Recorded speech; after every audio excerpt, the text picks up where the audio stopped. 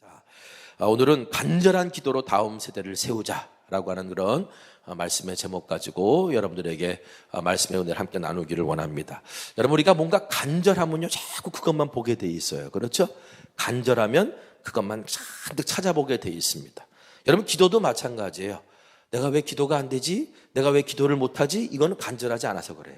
사람이 간절하면 기도하게 되어 있어요. 그리고 성경은 우리에게 약속하기를 간절히 하나님을 찾는 자를 하나님께서 만나 주시겠다라고 약속하셨고, 정말 전심으로 간절히 하나님을 찾는 자를 하나님께서 지금도 찾고 계시다, 이렇게 말씀하고 있어요. 역대하 16장 9절 상반절 보니까 여호와의 눈은 온 땅을 두루 감찰하사 전심으로 자기에게 향하는 자들을 위하여 능력을 베푸시나니. 온 땅을 감찰하시는데, 감찰하신다는 게 뭡니까? 자세히 살펴보신다는 거예요. 쫙 살펴보시는데, 그런데 어떤 사람?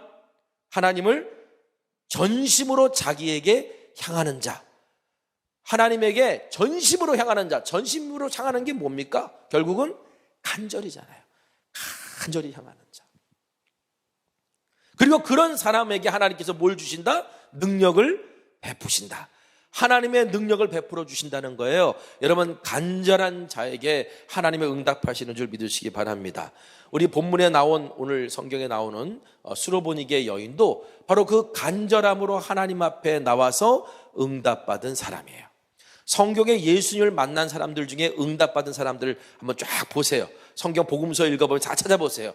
어떻게 예수님께 구해서 응답받았니? 대부분 다 뭐예요? 정말 간절하게 나온 사람들이었다는 거예요. 자, 예수님께서 오늘 본문에 보면 두로 지방에 가셨습니다. 이방 땅으로 가셨던 거예요. 왜 이방 땅으로 가셨는지 우리는 여러 가지 설명할 수도 있겠지만, 글쎄요, 어떤 사람은 쉬러 가셨기도 하셨다, 이렇게 하셨다고 하시지만, 제가 성경을 읽으면서 깨닫게 되는 게 뭐냐면, 내가 예수님을 찾은 것 같지만 사실은 예수님이 우리를 찾아오시는 거예요.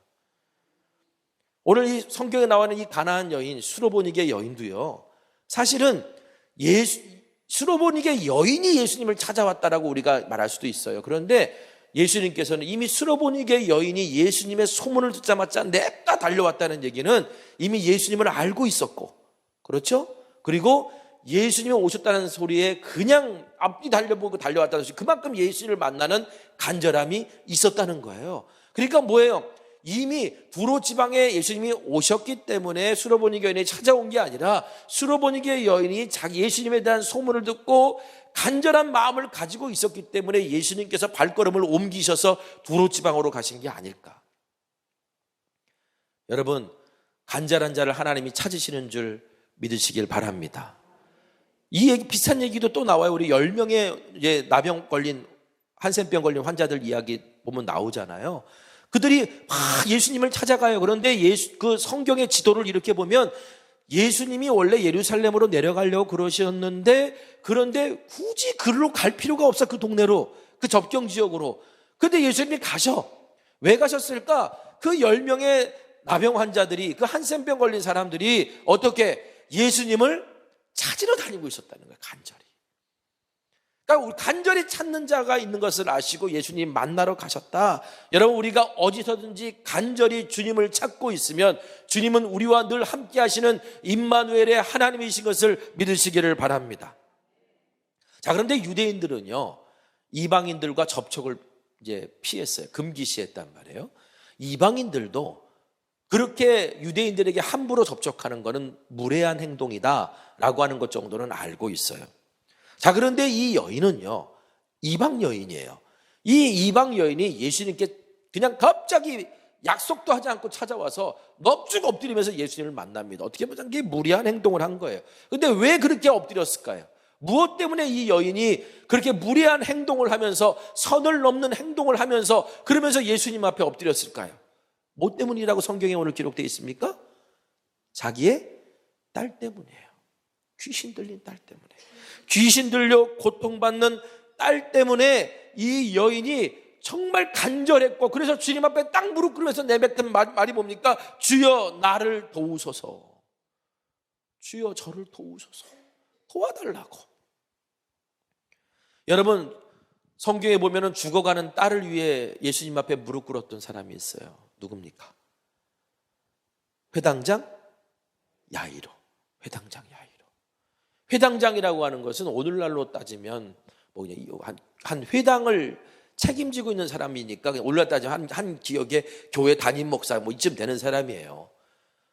당시 예수님하고 바리새인들하고는 좀 반목이 좀 있었고 갈등 구조도 조금 있었고 이런 상황이었는데 회당장의 신분으로 예수님 앞에 와서 무릎을 꿇을 수 있다는 건 대단한 용기가 필요했던 거였고요.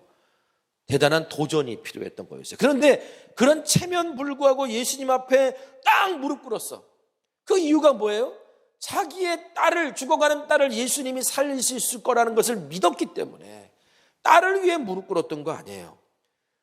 귀신 들린 딸을 위해 무릎 꿇었던 수로보니게 여인, 죽어가는 딸을 위해 예수님 앞에 무릎 꿇었던 회당장 야이로. 여러분, 어떻게 보면은 내 자식이 힘들고 아픈 거는 누구한테 기도 부탁을 하더라도 결국은 뭐예요?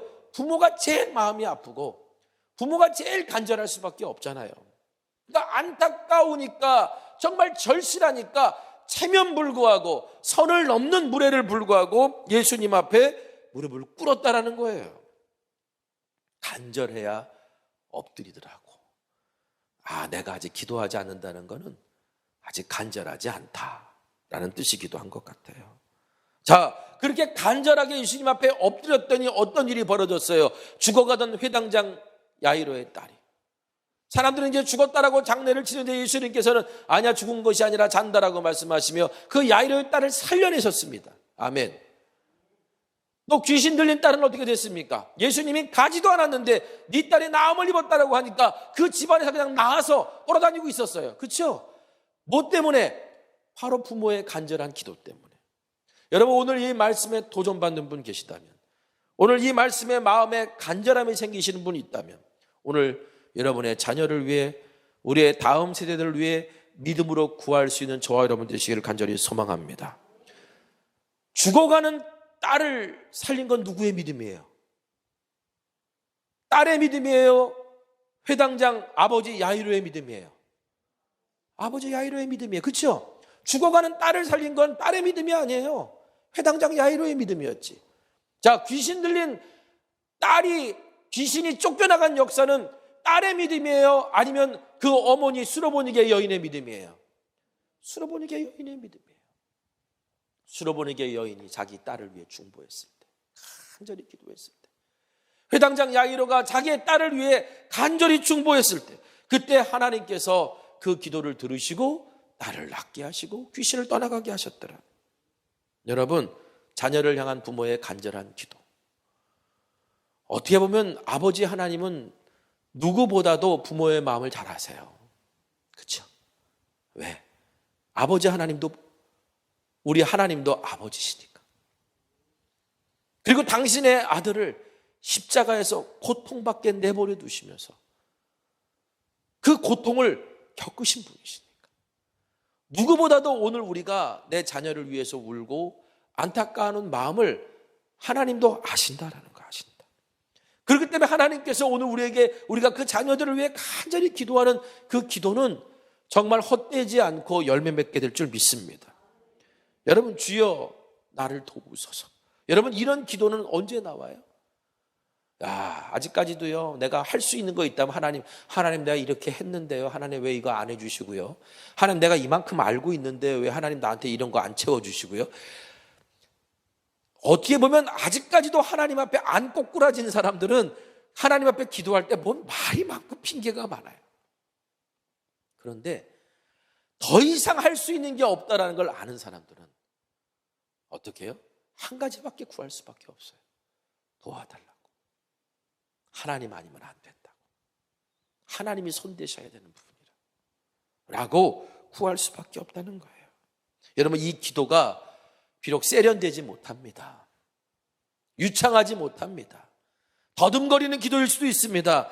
그러나 내가 주님 나를 도와주소서, 나는 죄인입니다, 주님 나를 불쌍히 여겨주소서, 나는 죄인입니다, 여러분, 이 기도가 우리의 중심에서 흘러나온다면 여러분, 이 기도만큼 능력 있는 기도가 없어요. 주님 나는 죄인입니다, 나를 불쌍히 여기시옵소서. 주님, 나는 아무것도 할 수 없습니다. 주님이 도우셔야 합니다. 거창하게 기도하지 않아도요, 무슨 화려한 미사여구를 붙이지 않아도요, 무슨 논리적으로 기도하지 않아도요, 사실은 이 기도가 내 중심에서 진심으로 터져 나올 때 이 기도만큼 능력 있는 기도가 없다. 여러분, 성경은 이렇게 말합니다. 시편 145편 18절, 여호와께서는 자기에게 간구하는 모든 자, 곧 진실하게 간구하는 모든 자에게 가까이 하시는도다. 진실하게 간구하는 모든 사람을 가까이 해주신다. 아버지 앞에, 아버지 하나님 앞에 내가 가지고 있는 마음을 그냥 그대로 다 꺼내놓을 수 있는 사람을 가까이 하신다는 거예요. 정직하게 기도하는 사람을 가까이 하신다는 거예요. 자, 그런데 수로보니게 여인이 예수님 앞에 이렇게 주여 나를 도우소서라고 그렇게 기도했거든요. 정말 그 마음의 중심에서 나오는 그런 간절한 기도를 드렸잖아요. 그럼 예수님이 따라 네 믿음이 크도다 그러고 바로 고쳐 주실 줄 알았는데 예수님이 한 말씀 하세요. 27절 볼까요? 27절 한번 같이 읽겠습니다. 시작. 이르시되 자녀로 먼저 배불리 먹게 할지니 자녀의 떡을 취하여 개들에게 던짐이 마땅치 아니하니라. 여러분, 뭐 지금이나 옛날이나 개는 개라고 표현을 쓸 때는 경멸의 대상이었어요. 경멸의 대상. 경멸의 대상. 물론 지금은 좀 아닌 것 같아요. 지금은 저희 집에서 하여튼 그래요. 하여튼 지금은 아닌 것 같은데 개라고 그러면 이 경멸의 대상이었다고. 그러니까 예수님께서, 그러니까 어떤 분은 그런 얘기를 해요. 정말 예수님이 이렇게 심한 말을 하셨을까? 이 개라는 말을 헬라어로 보니까 이게 그냥 바깥에서 묶어놓고 그냥 막 이렇게 키우는, 막 함부로 키우는 개가 아니고 떠돌아다니는 개가 아니고 이 집에서 아주 애지중지 사랑받고 그런 애완견 단어거든요.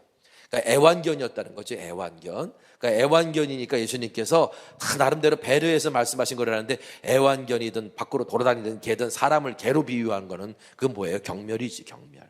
그렇죠. 경멸의 표현이에요. 그러니까 예수님이 평상시에 예수님답지 않은 말씀을 하시는 거예요. 그러니까 아마 제자들도 당황했을 거야. 예수님이 갑자기 왜 저러시지?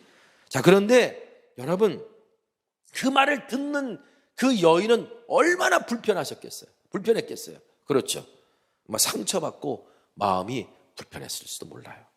근데 여인이 뭐라고 얘기합니까? 오늘 성경 보니까 뭐라고 얘기해? 28절 같이 읽어보겠습니다. 자, 시작.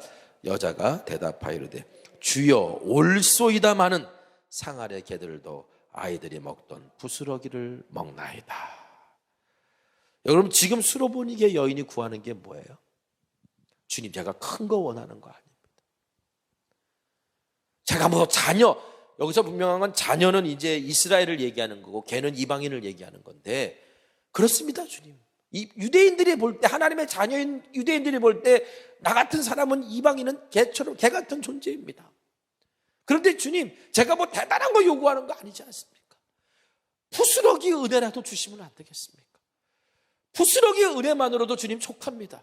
당신이 우리에게 주시는 부스러기 은혜만으로도 내 딸이 나음받고 고침받고 정상적인 삶을 살게 될 줄 믿습니다. 이게 여인의 믿음이었어요. 주님, 맞습니다. 나는 그런 존재입니다 라고 고백했다는 거예요. 여러분, 구원의 시작은요, 하나님의 능력의 시작은 어디서부터 나오는 건 줄 아세요? 내가 누군지 아는 것부터 시작하는 거예요. 나는 은혜가 필요한 사람이다라는 걸 알아야 돼요. 여러분, 우리는 누구입니까? 예수 믿기 전에는 어떤 사람들이었어? 죽을 수밖에 없는 죄인이었어요. 그렇죠? 자, 예수 믿고 난 다음에 어떤 사람이죠? 구원받은 죄인이에요. 예수 믿기 전에는 죽을 수밖에 없는 죄인이었고, 예수 믿고 난 다음에 구원받은 죄인이고, 여전히 뭐예요? 내가 주님의 품에 온전히 안기기 전까지는 뭡니까? 십자가의 은혜가 필요한 존재일 뿐인 거예요. 그러니까 오늘 우리가 주님 앞에서 뭘 자랑할 게 있냐? 없어요. 근데 오늘 우리는 뭐 조금 신앙생활 좀 더 하고, 뭐 내가 조금 무슨 뭐 은사가 생기기도 하고, 내가 뭘 조금 뭐 이렇게 직분이 올라가고 뭐 이러면 뭔가 되게 자랑할 게 많고 뭐 대단한 권세를 가진 것처럼 생각하는데, 사실은 여러분, 하나님 앞에서 우리가 그런 게 뭐가 있어요? 당연한 것 아무것도 없다고 아까 우리 찬양 불렀잖아요. 그렇죠? 당연한 거 아무것도 없어요. 우리는 그저 뭐예요? 그냥 구원받은 죄인이고요. 그런 구원받은 죄인에게 그런 일을 맡기셨다라고 하는 거는 뭐예요? 이건 은혜예요. 이 수로보니게 여인이 그 주님의 놀라운 능력을 경험할 수 있었던 시작이 뭐였냐? 내가 누구인지를 알았다는 거예요. 주여 올소이다마는 상 아래 개들도 아이들이 먹던 부스러기를 먹나이다. 자녀들의 떡을 먹을 자격 저는 없습니다. 내가 이것을 받을 자격이 저에게 없습니다. 이것을 누릴 자격이 저에게 없습니다. 그러나 부스러기 은혜라도 주님 저에게 허락하시면 그 은혜만으로도 족합니다. 족합니다. 그래도 상 아래 먹던 음식을 그래도 상 아래 개들에게 이렇게 쳐다보고 있으니까 던져주지 않습니까? 마틴 루터가 그런 이야기를 예전에 했어요. 뭐라 그랬냐면 마틴 루터가 이제 밥을 먹는데 이 키우던 개가 옆에 딱 앉아가지고 음식을 입에 넣으면 쳐다보고 또 이렇게 그리고 씻고 있는 걸 이렇게 보다가 또 포크를 찍으면 또 지줄 줄 알고 또 쳐다보고 계속 먹을 때 내내 그러니까 루터가 그 개를 보고 그렇게 얘기했대요. 야, 나도 너처럼 하나님을 쳐다봤으면 좋겠다. 나도 너처럼 하나님을 좀 쳐다봤으면 좋겠다. 어떻게 보면 개에게 배울 게 있는 거예요. 그렇죠? 나도 너처럼 그렇게 끝까지 주인이 줄 때까지 쳐다봤으면 좋겠다. 제일 치사한 게 먹는 거 쳐다보는 거잖아요. 그 줄 수밖에 없어요. 줄 수밖에 없다고. 간절한 눈빛으로 쳐다보니까 나도 너처럼 주님을 쳐다봤으면 좋겠다. 여러분, 부스러기도 구할 자격이 없지만 그래도 개에게 던져주던 그 은혜, 나에게도 그 은혜가 떨어질 수 있는 거 아닙니까? 라고 이 여인이 예수님께 간절히 구했더니, 자, 예수님이 뭐라고 말씀하시나? 마태복음 15장 28절 보니까요, 예수님께서 이렇게 말씀하세요. 우리 같이 읽어볼까요? 시작. 이에 예수께서 대답하여 이르시되 여자여 내 믿음이 크도다. 내 소원대로 되리라 하시니 그때로부터 그 딸이 나으니라. 이때 예수님께서 뭐라? 야, 네 믿음이 정말 크다. 정말 크다. 네 소원대로 될 것이다. 그때 이미 뭐예요? 딸이 나았다. 딸이 나았다. 이 여인이 구한 게 뭔데요? 부스러기 은혜예요. 내가 이걸 받을 자격이 없지만 그러나 하나님의 은혜가 있지 않습니까? 그 조금의 은혜라도 나에게 허락해 주시면 안 되겠습니까? 그러면 나을 줄 믿습니다라고 고백했던 그 고백이 참 어떻게 보면 예수님께서 야, 네 믿음이 정말 크다라고 인정했던 사람들 성경에 보면 또 누가 있죠? 야, 네 믿음이 정말 크다. 또 인정했던 사람 누가 있습니까? 이방인 중에서 백부장, 로마 백부장. 자기 사랑하는 종, 자기 종이 죽어가는 걸 보고 예수님을 청해요. 근데 예수님이 알았다 그랬더니 또 사람을 보내서 하는 말이 뭐냐면 오시지 마십시오. 왜냐하면 백부장은 알았어요. 예수님이 자기 집에 찾아오시면 이게 또 바리새인들이 또 이렇게 뭐 시비를 걸 거고 그렇게 되면 또 문제가 생길 거고 그게 다 알았기 때문에 백부장이 곰곰이 생각해보니까 예수님을 초청했는데 괜히 예수님이 오셔서 그런 구설수에 휘말리기 원치 않으니까 이렇게 고백하잖아요. 제가 군인이거든요. 군인인데 군인은 명령 체계가 분명합니다. 명령을 내리면 그 명령에 바로 하달되는데 저는 예수님에게 그런 권세가 있는 줄 믿습니다. 말씀만 하옵소서. 내 종이 나을 줄 믿습니다. 그랬더니 예수님이 이 로마 백부장에게 뭐라고 말씀하세요? 야, 네 이스라엘 사람들 중에서도 이런 믿음을 내가 본 적이 없다. 제가 이걸 보면서 지금 수로보니게 여인도 지금 이런 평가를 받거든요. 지금 백부장도 이런 평가를 받잖아요. 이스라엘 사람들 중에 이런 평가를 받는 게 아니라 희한하게 이방인들이 이런 평가를 받아요. 왜 그럴까 생각해 봤어요. 야, 우리가 생각보다 갇혀서 신앙생활 하는구나. 믿음의 영역을 우리가 너무나 가둬놓고 있는 거예요. 가둬놓고. 종교라고 하는 어떤 틀에, 교리라고 하는 어떤 틀에, 관습이라고 하는 틀에, 전통이라는 틀에 뭐 이렇게 다 가둬놓고 있다 보니까 이런 절차를 해야 되니까 이렇게 되는 거다, 이렇게 생각하는데, 사실 믿음이라는 게 그런 게 아니라 내가 그분을 신뢰하는 거잖아요. 그러니까 백부장도 상당한 창의력을 가지고 사실은 얘기한 거고, 아니 이 정도 능력이 있으신 분은 이걸 왜 못해? 군인은 나도 명령하면 밑에 부하가 그거를 실행에 옮기는데, 예수님, 내가 보니까 예수님의 권세는 그건 이장해 가주신 분인데 명령만 하시면 안 될 게 뭐가 있어? 이게 연결이 되는 거예요. 수르보니게 여인도 부스러기의 은혜만으로도 주님 충분합니다 라고 얘기하는 건 예수님의 능력이 얼마나 크신 분인 줄 알잖아요. 그런데 우리가 믿음 생활하고 뭔가 열심히 생활한다고 하는 사람들, 저부터도 그래. 어떨 때는 이건 이렇게 하니까 안 돼, 이건 이렇게 하니까 안 돼, 계산하다가 안 된다는 이야기부터 생각을 하게 되는 거예요. 그런데 이방인들은 그렇지 않았더라고요. 어떻게 보면 여러분, 오늘 우리가 하나님 앞에 믿음으로 구한다는 거 바로 이런 거라고 생각해요. 내 생각과 내 지식과 내 경험에 이 선을 좀 넘어서, 이게 하나님의 뜻이고 이게 주님이 하실 수 있는 일이면 얼마든지 주님이 하실 수 있습니다라고, 그렇게 구할 수 있는 믿음이 저와 여러분의 있기를 간절히 소망합니다. 자, 그랬더니 예수님께서 여인의 믿음을 칭찬하시고 자녀에게 주는 떡을 수로보니게 여인에게 줘요. 이스라엘 사람들은 그 떡 받아 먹지도 못했는데, 어떤 사람들은 필요 없다라고 거절했는데 예수님께서 이 여인에게 그 떡을 주는 거예요. 그랬더니 귀신이 그 딸에게서 나갔습니다. 자, 29절 보니까 이 말을 하였으니 돌아가라, 귀신이 딸에게서 나갔느니라. 이 말을 하였으니 라는 말이 뭐냐면, 네가 그렇게 말했으니 라는 거예요. 네가 그렇게 말했기 때문에 그렇게 될 거다. 할렐루야. 믿음의 사람들은요, 믿음의 말을 합니다. 믿음의 말. 그러니까 여러분, 우리 그리스도인으로서 우리가 해야 될 게 뭐예요? 믿음의 말을 하는 거예요. 주님의 뜻이면 될 줄 믿습니다.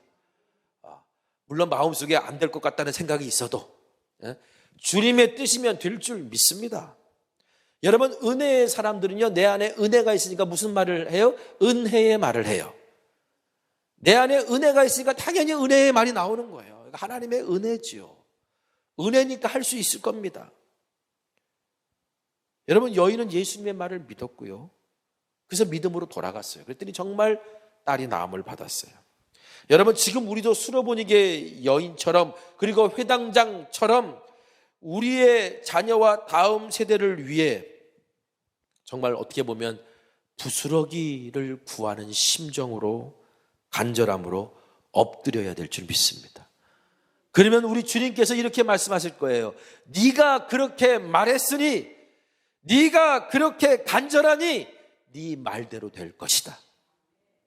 오늘 우리가 입술로 선포할 때, 네가 그렇게 간절하니, 네가 그렇게 말했으니 네 말대로 될 것이다. 여러분, 오늘 우리가 수로보니게 여인처럼, 회당장 야이로처럼 우리의 자녀들을 위해, 우리의 다음 세대들을 위해 우리가 무릎 꿇고, 하나님, 부스러기 은혜라도 줬사오니, 주님의 은혜가 그들의 심령 속에 떨어지면, 그 은혜가 있으면 그들의 삶이 회복되고 변화되고 미래가 소망이 있을 줄 믿습니다. 여러분, 귀신 들린 딸의 고통, 결국은 뭡니까? 주인이 예수님이 하나님이 아니시라는 얘기예요. 그렇죠? 주인이 하나님이 아니시었다는 얘기예요. 그렇게 고통받고 있는 아이, 우리의 다음 세대가 사실은 그런 모습 가운데 현재 살아가고 있지 않는가? 그런데 하나님 앞에 우리가 간절히 구하고 간구할 때 우리 하나님께서는 반드시 은혜 내려주시고 역사하실 줄 믿습니다. 우리가 다음 세대 사역을 놓고, 저는 그래요, 우리 교회 안에서 제가 계속해서 강조하는 것 중에 하나가 다음 세대와 새가족 아닙니까? 그렇죠? 왜 그럴까요? 사실 오늘 우리가 누리고 있는 것이 아니라 내일을 바라보는 거예요. 우리 믿음의 사람들은요, 과거를 보지 않아요. 오늘만 보지 않아요. 내일을 봐요, 내일을.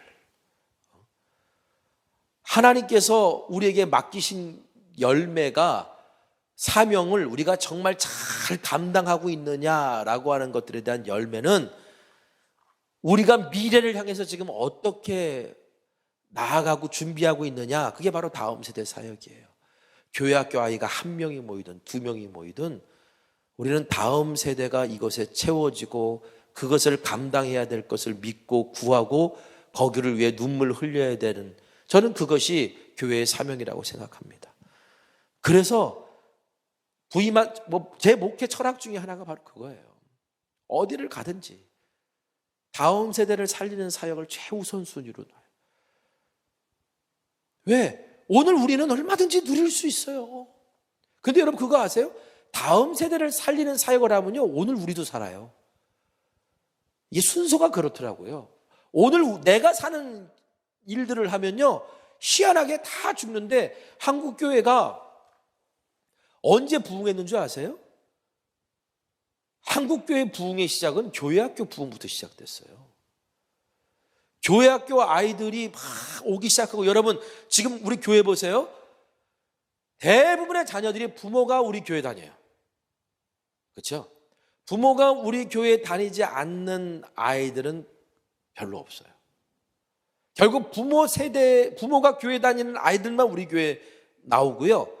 대부분 아이들 부모가 신앙생활 안 하는데 교회에 나오는 아이들 별로 없어요.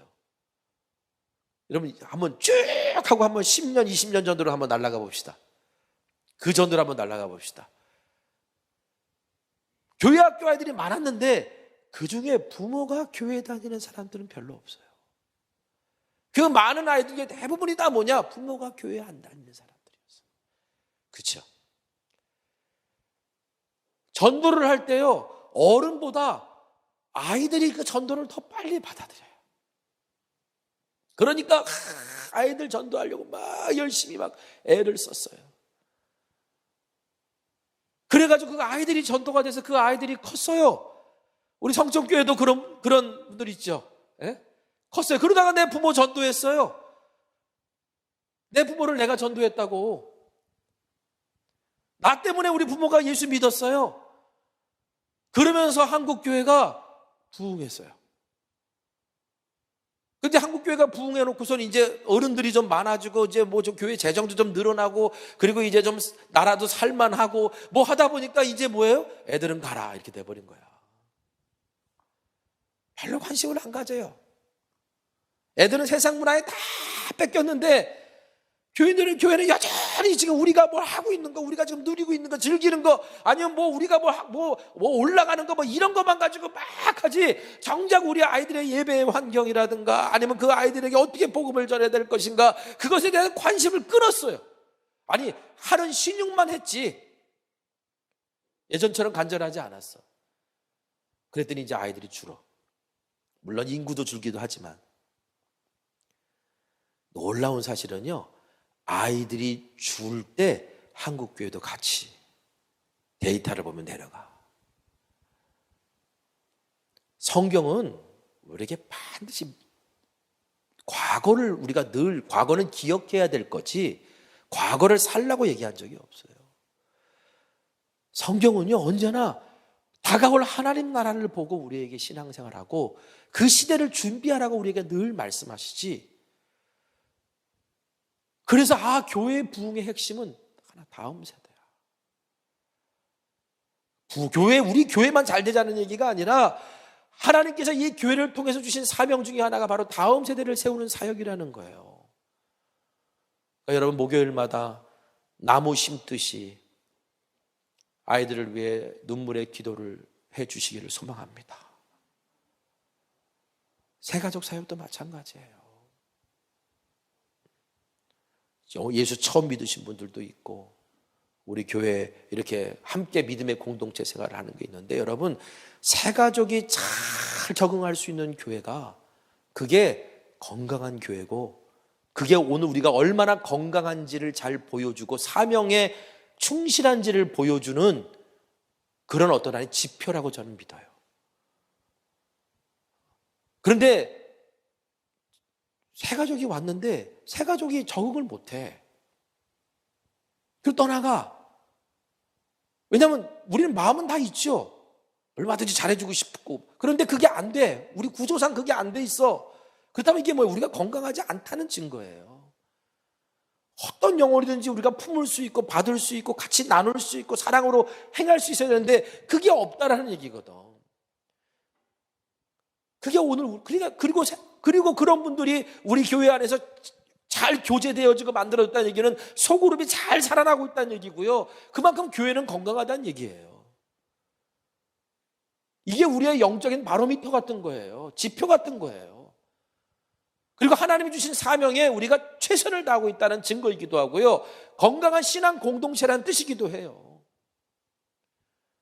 단순히 그냥 오늘 우리가 아유 목사님은 왜 다음 세대에만 그렇게 관심이 많아? 목사님은 왜 새가족에만 관심이 많아? 여러분 이렇게 말할 게 아니에요. 우리의 영적 상태와 건강 상태를 상징하는 것이기 때문에 우리가 정말 주님이 기뻐하시는 교회의 모습인지를 보여주는 것이기 때문에 그게 오늘 우리의 고백되어지는 거예요. 우리가 함께 기도할 때 하나님, 우리 성천교회가 정말 이 시대의 다음 세대들이 얼마든지 심겨져서 다른 곳에 가서도 정말 멋지게 쓰임받을 수 있는 그런 어떤 정말 좋은 열매가 될 수 있도록 우리가 심겠습니다. 하나님이 오늘 우리와 함께 같은 한 가족이 되라고 보내주신 수많은 영혼들을 우리가 잘 품을 수 있는, 그리고 함께 주님의 몸된 교회를 세워나갈 수 있는 그런 하나님 나라 공동체를 오늘 우리가 세워나가겠습니다 라고 기도할 수 있는 오늘 우리 모두가 되기를 소망합니다. 자, 우리 오늘 눈물로 함께 좀 찬양하면서 우리 다음 세대 사역을 놓고 기도할 텐데요. 우리 다음 세대 내용은 이겁니다. 갈대상자 기도운동, 우리 교회가 가지고 있는 기도운동이죠. 이제 벌써 몇 년 지났으니까 우리 속회가 살면서 갈대상자 기도운동도 같이 살아나야 되는데, 정말 이게 우리 교회가 정말 다음 세대를 세우는 너무나도 귀한 사역, 교회 학교와 작년과 이런 것들을 다 분리시켜 놨던 게 지금 한국 교회가 실패한 이유 중에 하나예요. 어떻게 보면 이제는 세대 통합 예배가 드려져야 되고 그것이 가능해져야 되고 그래야 돼요. 그러기 위해서는 또 전제 조건이 해야 될 역할들이 참 많아요. 그 많은 것들이 있는데 그걸 지금 제가 그 보따리를 다 풀 수는 없고, 오늘 우리가 기도할 건 이 갈대상자 기도운동을 통해서 우리가 우리 교회 안에 다음 세대를 향한 귀한 사역들이 만들어지길 원합니다. 또 우리가 갈대상자 장학 사업을 통해서 정말 하나님 나라의 영적 리더들을 키우는 사역들, 또 이제 가정이 중요하잖아요. 가정 세미나를 통해서 부모와 자녀 간의 소통의 일들 지금 계획하고 있는 바들이 그런 것들입니다. 그리고 무엇보다도 정말 교사들이 성령 충만해 되고 기름 부음 받아야 되고요. 또 지금 우리 교회 학교 아이들 중에 온라인으로만 예배 드리는 아이들이 상당히 많아요. 이게 온라인으로 예배 드리는 게 장단점이 있습니다만, 이 온라인으로 예배 드릴 때 부모와 함께 이제 할 수밖에 없는 아이들은 부모가 함께 해주거든요. 거기서부터 사실은 가정 예배가 만들어지는 거고 세대 통합 예배가 만들어지는 거거든요. 우리가 이제 갈대상자 주일 때 우리가 이제 그걸 할 거예요. 내년도 올해죠. 올해 갈대상자 8월 마지막 주 주일 그럴 겁니다. 그때는 우리가 흔히 어른 예배에 교회 학교 아이들이 와가지고 막 찬양하고 막 그러는데, 그게 아니라 이 메인 이 주일 예배에 아이들과 함께 예배 드리면서 아이들 예배에 어른들이 참여하는 그런 예배를 이제 드릴 거예요. 그래서 어떻게 하든지 함께 예배 드리는 방법들을 이제 찾아갈 겁니다. 근데 그런 것들을 하는데, 하여튼 온라인 예배로 드리는 아이들이 정말 그 속에 성령의 기름 부으심을 경험할 수 있도록 우리가 이것들 가지고 우리가 1년 동안 구체적으로 기도하지만, 우리가 먼저 하나님 앞에 가장 필요한 것은 수로보니게 여인의 무릎 꿇음과 회당장 야이로의 무릎 꿇음이 아닐까. 오늘 이 시간, 오늘 이 찬양하고 함께 좀 기도했으면 좋겠습니다. 오늘